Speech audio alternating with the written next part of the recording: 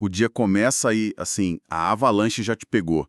Dezenas de e-mails marcados como urgente. Uhum. Aí do nada aparece uma notificação de reunião de emergência. Para dali a 10 minutos, você corre, pula de uma chamada para outra, fica o dia todo apagando incêndio, respondendo mensagem. E no fim do dia, No fim do dia, a sensação é de exaustão total, sabe? De ter corrido uma maratona, mas sem a menor ideia se o trabalho que realmente importa avançou um centímetro que seja. É a eterna briga, né? A intenção de ser produtivo contra a realidade do caos. E se a alta performance não viesse desse esforço heróico? Essa correria toda, mas de algo, sei lá, muito mais fundamental. de um sistema. De um sistema, de um ritmo. Hoje, a gente vai fundo em como transformar esse caos operacional em clareza, em previsibilidade. Exatamente. A nossa missão aqui é desvendar como um sistema de governança e principalmente de rituais pode ser o motor silencioso das equipes mais eficazes. Certo. A gente vai ter que separar o que é uma reunião de um ritual. Entender como conectar o plano, lá de cima, com a correria aqui de baixo. E o mais importante, como criar uma cultura de ritmo e responsabilidade que não fique só no papel, né? Ok. Vamos começar por essa ideia que me pareceu muito forte. A operação é feita de ritmo, não de intenção. Isso. Porque assim, todo mundo tem a intenção de ser produtivo. Mas na prática, por que a maioria das empresas parece operar no puro improviso? Qual o custo real disso? Porque o estado natural de qualquer operação complexa é a entropia, é a tendência ao caos. Entropia. Pensa num quarto. Se você não arrumar todo dia, ele não fica magicamente organizado. Pelo contrário, nas empresas, a comunicação se fragmenta, as prioridades se confundem. E aí a gente reage. E a resposta padrão é sempre mais esforço. Mais reuniões reativas, mais mensagens urgentes, mais gente correndo para apagar o mesmo incêndio. O custo é o esgotamento, a inconsistência e aquela sensação de que a roda gira, mas o carro não sai do lugar. E as organizações que conseguem escapar disso? O que elas fazem de diferente? Elas instalam o batimento cardíaco na operação. Elas entendem que não dá para depender de heroísmo individual. É preciso um sistema, um ritmo previsível que organize o caos. Certo. E a peça central desse sistema, pelo que eu entendi, é a distinção entre uma reunião e um ritual. Na prática, qual é a diferença? Porque para muita gente soa como a mesma coisa, só mais um compromisso no calendário. É aí que está o pulo do gato. Uma reunião comum, aquela que todo mundo conhece, ela é reativa. O convite chega com um título vago, tipo discutir projeto X. Ninguém sabe direito como se preparar. Sei bem como é. Aí as pessoas chegam, dão suas opiniões, a conversa vai para todos os lados e, no fim, a conclusão é... Precisamos marcar outra reunião para decidir isso. Exato! O resultado de uma reunião é quase sempre outra reunião. Impressionante como isso é padrão. Já um ritual é o oposto. Ele é proativo e cadenciado. Acontece sempre no mesmo dia, na mesma hora. Previsível. Previsível. E ele tem um propósito focado, ou mover o trabalho ou tomar uma decisão. E o mais importante, tem entradas e saídas definidas. Entrada significa que as pessoas precisam vir preparadas com dados específicos. Saída significa que a reunião só acaba quando existem ações claras, com donos e prazos. Ah, isso muda tudo. Muda tudo. No fim das contas, a diferença é simples. Você sai de uma reunião pensando, ok, a gente precisa conversar mais. Você sai de um ritual com uma lista clara de quem vai fazer o quê, até quando. Uma gera conversa, a outra gera movimento. Entendi. Então a ideia é que, ao criar esses pontos de sincronização programados, a gente reduz a necessidade daquela comunicação caótica e constante, aqueles e-mails e pings no chat a todo minuto. Perfeito. Você substitui o ruído constante por clareza em momentos programados. E isso força a tomada de decisão numa cadência regular e combate aquela procrastinação que nasce da falta de clareza ou do medo de decidir sozinho. Ok, a lógica me convenceu. Mas meu lado cético já está gritando aqui. Meu calendário já é um pesadelo.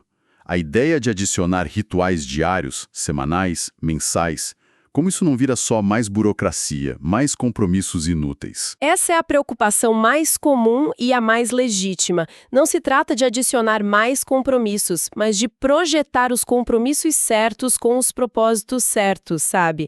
A arquitetura do ritmo tem, basicamente, 2 níveis que funcionam em velocidades diferentes. Vamos começar pelo mais rápido, então, o nível tático. Exato. São os rituais de alta frequência, diários ou semanais. O propósito deles é um só: sincronização e remoção de bloqueios para o trabalho fluir. A famosa daily.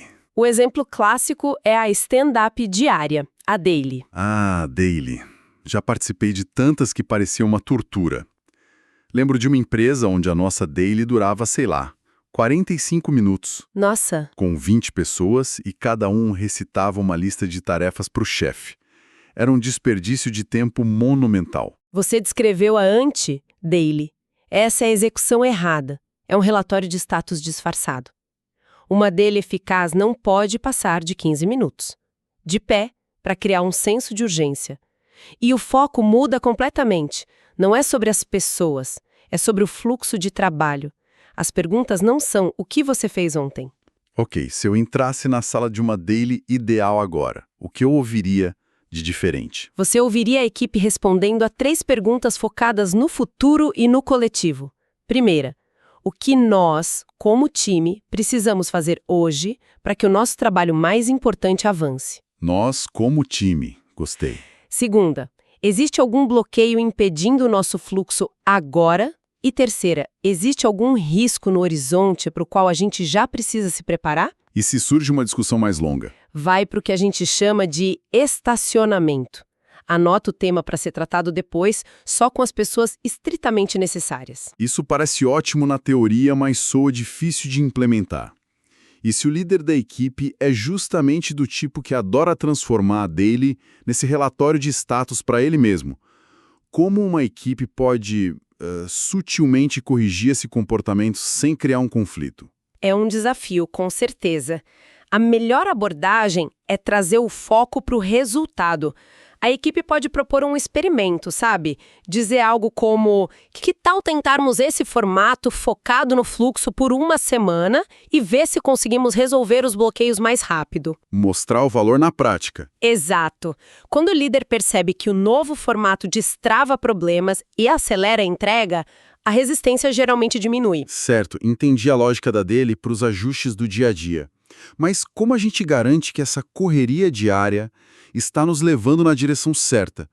Como conectamos essa execução com os grandes objetivos do trimestre ou do ano? Mensal, trimestral, e servem como a ponte entre a estratégia e a tática. São um mecanismo de feedback do plano. E como funciona o ritual mensal, por exemplo? O mais comum é a revisão mensal, ou MBR, né, Monthly Business Review. O foco aqui não é na tarefa individual, mas nas tendências dos indicadores-chave. A gente está no caminho para bater a meta do trimestre? Se não, por quê? E não é para achar culpado. De jeito nenhum.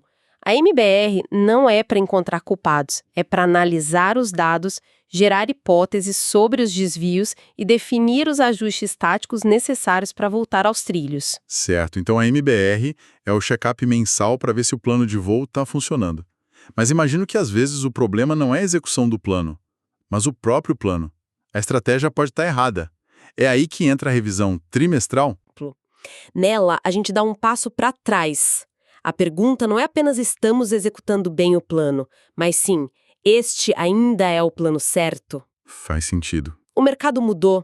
Aprendemos algo novo no último trimestre que invalida nossas premissas. Nossas metas anuais ainda fazem sentido. É na QSR que a gente define as grandes batalhas que vamos lutar no próximo trimestre.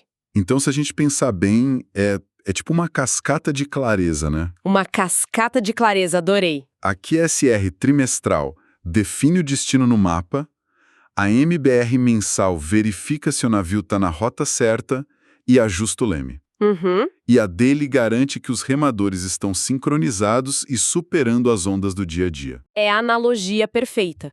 Um sistema alimenta o outro. A clareza da estratégia trimestral informa as prioridades mensais, que por sua vez informam o que é realmente importante na execução diária. Sem essa conexão, a equipe do Convés pode estar remando com toda a força, mas na direção errada. Ok, mas vamos voltar àquela palavra que assusta, governança. A distinção entre governança e burocracia é clara na teoria, mas na prática, para uma startup que precisa de agilidade máxima, a criação desses rituais todos não corre o risco de virar exatamente a burocracia que a gente quer evitar? Onde está a linha tênue? A linha tênue está no propósito. Burocracia é controle pelo controle. São regras que existem por si só. Governança eficaz é o mínimo de estrutura necessária para garantir clareza e permitir autonomia. E a pedra angular da boa governança é uma mudança cultural. Substituir a decisão baseada em opinião pela decisão baseada em fatos.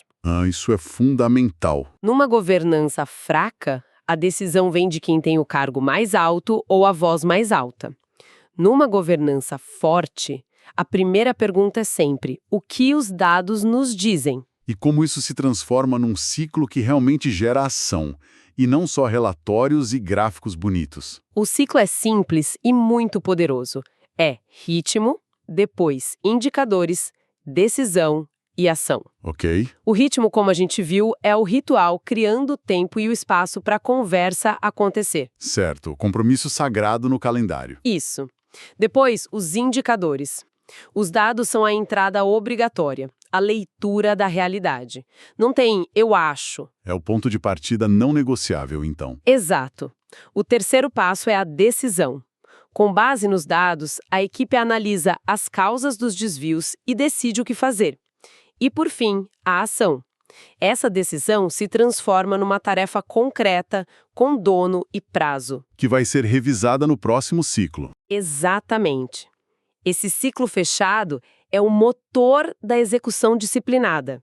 Ele quebra o padrão de conversas que não levam a lugar nenhum. E imagino que isso ajude a combater a famosa cultura da melancia, certo? Com certeza. Aquela onde os painéis estão sempre verdes por fora, porque ninguém quer dar notícia ruim, mas a realidade da operação está vermelha por dentro. Precisamente. Quando o foco do ritual é analisar hipóteses sobre as causas dos problemas, em vez de procurar culpados, as pessoas se sentem psicologicamente seguras para mostrar a realidade como ela é. O problema deixa de ser um erro pessoal e se torna um desafio do time a ser resolvido. Tudo isso soa muito bem, mas a implementação é onde a maioria das iniciativas de mudança falha, né? Quais são os inimigos ocultos que sabotam a criação desse sistema na prática? Existem alguns inimigos clássicos que sempre aparecem. O primeiro, e talvez o mais comum, é a falta de follow-up. São aquelas decisões ótimas que são tomadas na reunião e... Morrem ali mesmo. Morrem ali mesmo, nunca viram ação. Isso é um ciclo vicioso, né? Se as decisões não viram ação, as pessoas param de levar a reunião a sério e o ritual perde todo o propósito. Qual o antídoto para isso? O antídoto é brutalmente simples, mas exige disciplina, um registro de ações visível. Pode ser um quadro branco, uma planilha simples, qualquer coisa que mostre ação, dono e prazo. E o ritual seguinte começa, invariavelmente, revisando o status dessas ações. A visibilidade pública gera responsabilidade. Faz todo sentido. Qual o segundo inimigo? O segundo são os indicadores sem dono. A gente vê isso o tempo todo. Painéis lindos, cheios de números vermelhos, mas ninguém se sente responsável por eles. O número tá ruim e todo mundo olha pro lado. E a solução é simplesmente apontar um dono. Sim, mas com uma ressalva importante. O dono do indicador não é o culpado pelo resultado. Ele é o responsável pela análise. É a pessoa que tem a obrigação de investigar o porquê daquele número, trazer hipóteses para o ritual e propor um plano de ação. É o analista-chefe daquele ponteiro. Entendi. Então, o dono não é a pessoa para culpar, mas a pessoa responsável por construir a narrativa e o plano em torno daquele número. E o terceiro inimigo? O terceiro é o mais sutil e perigoso. A falta de cadência. É a tendência de cancelar os rituais justamente quando a coisa aperta, quando a equipe está muito ocupada para reuniões. É um erro fatal. Porque é justamente nesses momentos que a sincronização é mais crucial. Exatamente. O antídoto aqui é a liderança. O líder precisa ser o guardião inabalável do ritmo. É ele quem protege a cadência sob pressão, reforçando a mensagem de que é na crise que precisamos de mais clareza e alinhamento, e não menos. Se o líder cancela o ritual, ele está dizendo para a equipe, na hora do aperto, nosso sistema não importa. Fica claro que o papel do líder é o pilar de tudo isso.